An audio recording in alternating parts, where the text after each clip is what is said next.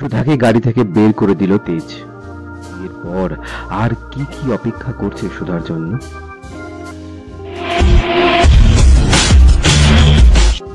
Star জলসার জনপ্রিয় ধারাবাহিক শুভ বিবাহ শুরু থেকেই টিআরপি তালিকায় ছক্কা হাঁকাচ্ছে শুভ বিবাহ।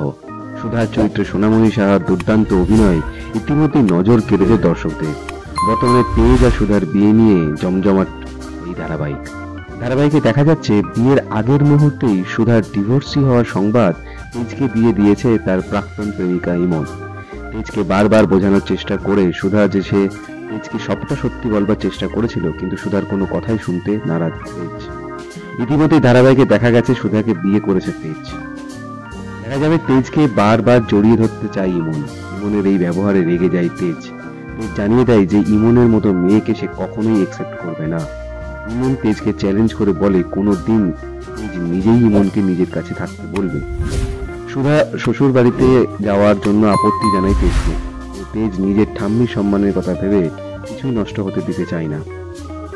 সুধাকে কথায় কথায় অপমান করতে থাকে তেজ বসু মল্লিক, কিন্তু সুধা ভেঙে পড়ে না, ভাবে নিজের জন্য লড়াইটা চালিয়ে যাবে। সুধা বুঝে যায় যে এই লড়াইয়ে সে কাউকে পাশে পাবে না। এদিকে নুনটে এসে কাতলকে বলে, তুই এই বিয়েটা হতে দিবি? জানিস না আমি সুধাকে কতটা ভালোবাসি।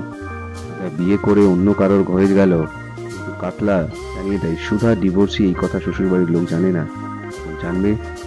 সুধা তেজকে বসু মল্লিক বাড়িতে পাঠানোর তোড়জোড় শুরু হয়।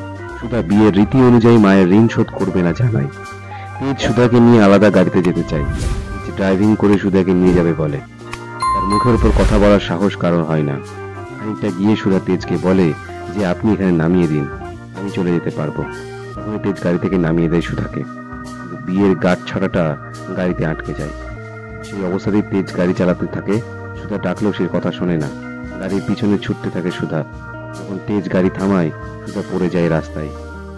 এইভাবেই কি শিক্ষা দেবে তেজ? সুধার কপালে আর কি কি আছে জানতে হলে দেখতে হবে শুভ বিবাহের আজকের পর্ব।